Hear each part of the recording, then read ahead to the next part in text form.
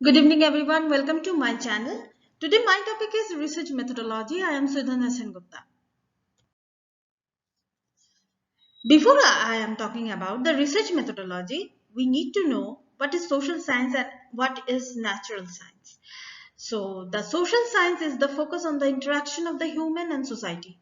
वो हम लोगों के ऊपर एंड हम लोगों के जो समाज है उसके ऊपर सोशल साइंस ज्यादा फोकस करते हैं एंड नेचुरल साइंस क्या होता है वो फिजिकल वर्ल्ड के ऊपर डिपेंड करता है जो हम फिजिकल वर्ल्ड में जो एक्सपेरिमेंट करते हैं उसके ऊपर वो डेटा गैदरिंग करके उसके ऊपर वो एक्सपेरिमेंटेशन के ऊपर वो प्रोसेस ऑफ एक्सपेरिमेंटेशन चलाते हैं इसको कहते हैं natural science Now we are talking about that what is phenomena. Phenomena एक वर्ड में अगर हम बोलना चाहेंगे तो phenomena means जो हम देखते हैं जो हम सोचते हैं जो हम टच कर सकते हैं फील कर सकते हैं कुछ बोल सकते हैं जिस इंसिडेंट का कुछ कारण है कुछ एक्सप्लेनेशन होगा उसी को हम फेनोमेना कहते हैं जैसे यहाँ पर डेफिनेशन में आप देख सकते हैं कि the facts of the situation that observe of the exact और happen specially on whose cause and the explanation in the questions explanation and in the questions so question भी होगा explanation भी होगा like fog thunder natural disaster volcanic erosion earthquake like this अगर हम research methodology के बारे में बात करना चाहेंगे तो सबसे पहले हम लोगों के माइंड में जिसका नाम आता है वो है एरिस्टोटल एरिस्टोटल कौन थे एक ग्रीक फिलोसफी को उन्होंने बहुत अच्छी तरीके से सारा विश्व के सामने वो रिप्रेजेंट किया वो थे एक ग्रीक फिलोसोफर उन्होंने सिलोलिज्म के बारे में बात किए थे सिलोलिज्म मीन्स एक लॉजिकल आर्ग्यूमेंट जैसे all mammals are animals all elephants are mammals and therefore all elephants are animals और उन्होंने डिडक्टिव रीजनिंग के बारे में भी बात किए थे और hypothetic this is the model of hypothetic deductive model that means पहले हम imperial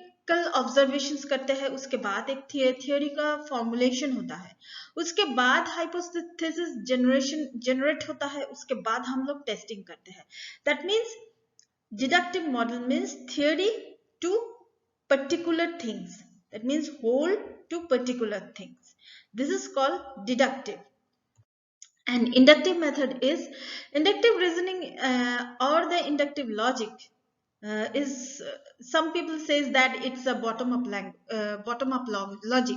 because involves winding specific premises or into the broader generalization that means जो बॉटम अप जो होते हैं उसको क्या कहते हैं हम कुछ चीज को सोचते हैं उसके ऊपर काम करते करते करते करते एक थियरी खड़ा कर देते हैं उसको कहते हैं इंडक्टिव दैट्स इसके लिए इसको बॉटम अप मतलब बॉटम अप थियरी भी बोला जाता है इंडक्टिव थ्योरी को ये रिसर्च मेथोडोलॉजी में बहुत बहुत बहुत इंपॉर्टेंट है ये deductive and inductive method inductive and deductive method में हम लोग अगर ऑब्जर्व करें तो इसका differentiation you can better see the differentiation that is deduction means theory to hypothesis to observation to confirmation के बाद ये फिर से थियरी में चला जाता है गौर से देखिए ये जो एरो साइन है ये फिर से थियरी में चला जाता है थियरी में जाके उसके बाद फिर से हाइपोथेसिस फिर से ऑब्जर्वेशन फिर से कंफर्मेशन ऐसे ही साइक्लिक वे पे ये चलता है और इंडक्टिव अगर मैं इंडक्शन की अगर मैं बात करूं तो पहले ऑब्जर्वेशन आता है उसके बाद एक पैटर्न हम लोग चूज करते हैं कौन से पैटर्न में हम लोग काम करेंगे उसके बाद एक टेंटेटिव हाइपोथेसिस हम लोग क्रिएट करते हैं उसके बाद हम लोग थियरी जनरेट करते हैं थियरी जनरेट के बाद फिर से हम लोग ऑब्जर्वेशन में चले जाते हैं उसके बाद हम लोग पैटर्न चूज करते हैं उसके बाद टेंटेटिव हाइपोथेसिस के ऊपर जो काम करते हैं उसके बाद हम लोग थियरी जनरेट करते हैं ऐसे ही साइकिल चलता रहता है तो this is the inductive and deductive theory in research methodology this is very much important for you and Thank you so much. That's all for now. Please subscribe my channel. Please share it. And till then, goodbye.